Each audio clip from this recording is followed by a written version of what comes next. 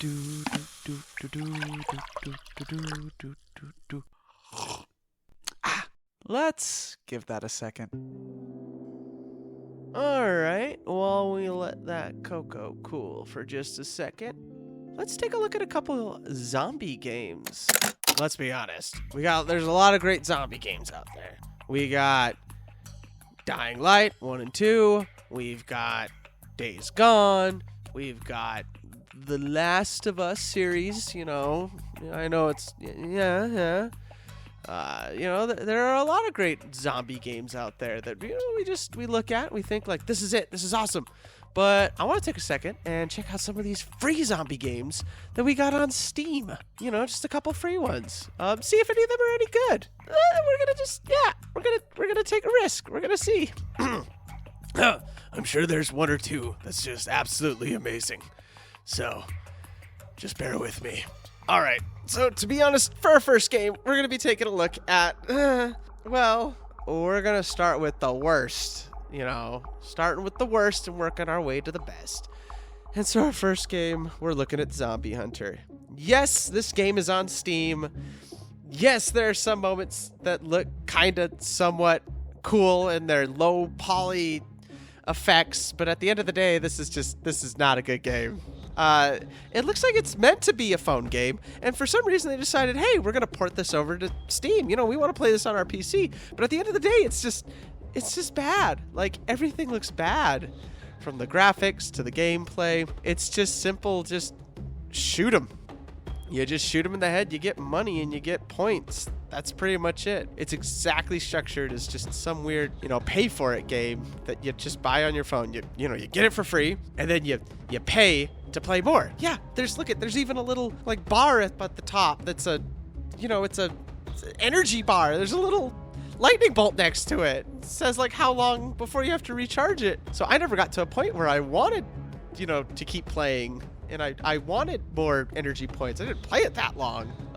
So if you come across this game and this is your type of game, sure, go for it. Have fun. Have at it. But I would not recommend Zombie Hunter unless you're into those sort of phone games. Oh, and of course they have to have the iconic sexy lady, because that's the key point. That's what's going to grab everybody in, is the sexy ladies. Just sitting there in the corner of the screen, or dead center of the screen. Sexy ladies. That's the only way they get any money with these games. All right, so for our next game, I don't want to completely bag on it, but we are looking at another phone game, Spartans versus Zombies Defense. It looks like there's a little bit of fun and just laughableness to this. The people that created it were just having a good time with it. And it does remind me of early games that I'd play on not Doppler, Anaconda.com. It looks like an old Flash game, which, brings back some nostalgia moments. And I can absolutely laugh at it. I mean, look at Leonidas. Leonidas. Look at him.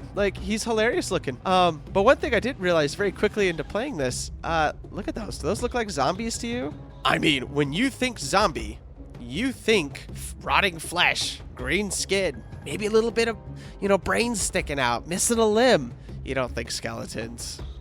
And I will mention that it's just a classic. You just move Leonidas back and forth. He kills guys, you collect coins, you buy men to fight with you. I mean, it's just a normal, not super hardcore. Wasn't very stressful. Again, I didn't play this one long. Kind of relaxing to a point. I don't know. These are the type of games you don't have to think too hard. So if you like that, this is an okay game. But at the end of the day, it's not zombie. It's not the zombie that we're looking for. Alright, I feel a little bad for being a little hard on this game, but this one's called Keep Trying Zombie Apocalypse. I mean, it gets a lot of things right. You just run around, you shoot zombies. They got these fun words that pop up whenever you kill a zombie, like bang or sploosh. It's fun. It's fine. There's nothing really wrong with this game. I mean, the controls are a little wonky, and it's just you just run through the level. It's super simple. Oh, I did have a hard time. I didn't know what to do in the beginning because it says what you're supposed to do up in the top right-hand corner of the screen, but you you know, if you're not looking up there, if you're not looking up at the top right-hand corner, you're not going to see it. You're not going to know what to do. And so that was a little frustrating. Oh, and there are a couple spots where you just get attacked by these psycho fireball flaming zombies, which it is fun that they have like a diverse type of zombies in there. Like, that's fun.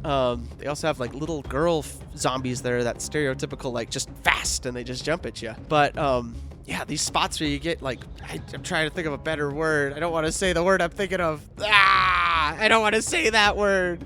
Mobbed. We're going to say mobbed. Mob's the appropriate word. Those moments where you get mobbed by these guys, it's just hard to get out. And I tried slowing down just to kill a bunch of zombies and thin out the herds, but they just seemed to keep coming and coming and coming. So it kind of felt like I needed to go. I don't know. Maybe I just should have taken longer. But it is what it is. Would I recommend this one? I think I'd recommend it. Keep trying Zombie Apocalypse. Yeah, it's fine. It's in the middle of our little list today. Apparently there are boss battles later on. I just never got to it, and I honestly got to the point where I just said, no, I'm done. I got bored. All right, so yet another zombie defense game. Now, it doesn't look anything too special. It actually came out in 2014, but it was an oddly satisfying game. You just play as this dude that runs around shooting zombies. Now, it is controller supported and keyboard supported, but I had a hard time with the keyboard. Or I had a hard time with the controller shooting, but I had a hard time navigating the little in-store options for buying barricades and stuff with my keyboard. So I switched back over to the controller. So I would recommend controller when playing this game. Oh yeah, so that's part of the fun part of this game. You're able to make little fortresses and stuff. You're able to put up barricades and turrets. Like, I think that's fun. And I honestly found myself sucked into this game. I don't really see there being an ending or anything, but I thought it was a great game. This one's good. It also says that it's co-op online, and I have actually played this on PlayStation before. I'm sure it's on Xbox as well. And you're able to play local co-op. So, I don't know, this local couch co-op, good old-fashioned couch co-op with some friends. So, is this one fun? Yes. Would I recommend this one? Yes. It gets number 2 on our list. It is, second from it is almost in first place. First place is going to have to go to a game called Deathly Stillness. Now, first thing I want to mention with Deathly Stillness is the creator straight up comes out and says that, this is not a formal game, it has no story, and it's boring. He knows exactly what this game is. He tells us exactly what this game is. He sets us up for it. So I can't be too hard on really a lot of the stuff. Well, yes, I can be difficult on some of the gameplay and some of the mechanics if I really want to be. But at the end of the day, I really didn't have any problems with this game. Yes, there's really no story to speak of. There are just these little simple just missions that you have to complete in the various levels. And there are various little levels. He's got a good little, group. There's highway, village, Chinese alley, unknown map, and mist. Like, it's cool. Like, he gave some thought and some effort into this game. Like, he made some good choices with this game. It's fun. I enjoyed it. I mean, he even has a little that when you get to like the character select, he even has a little spot where there's mods for different characters. Yeah, I mean, you get to a point where there's like the fun skins, that's like one of the staples of like classic horror games is getting fun skins, being able to dress up like a bunny or like Mario and Luigi.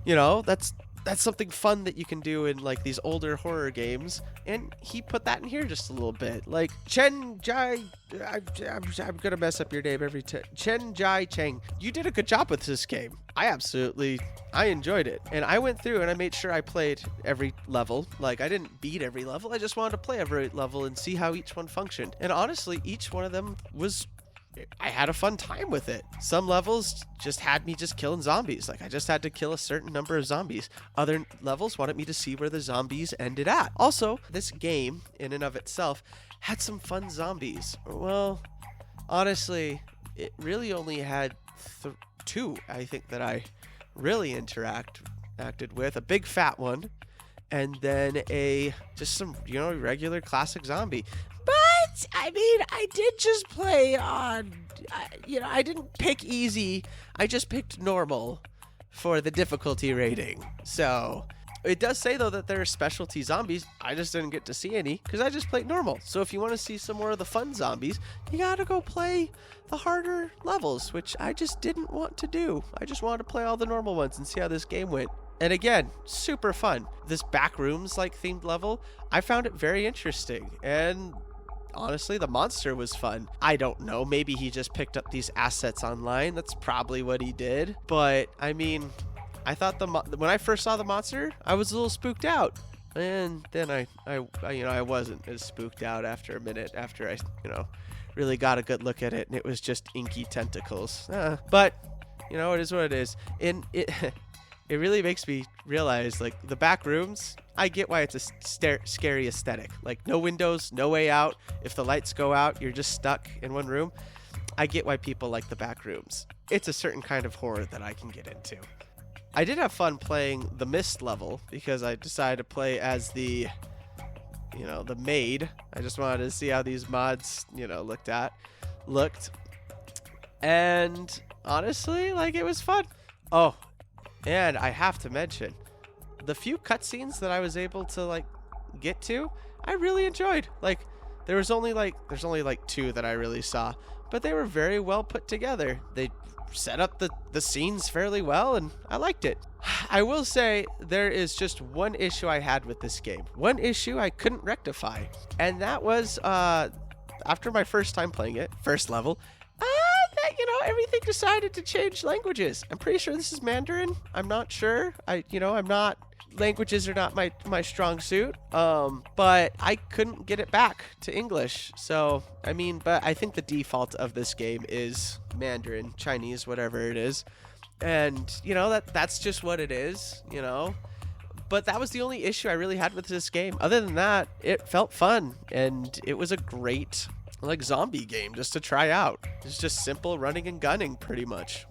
So that's why Deathly Stillness is going to get number 1 on this list, and I would recommend checking it out.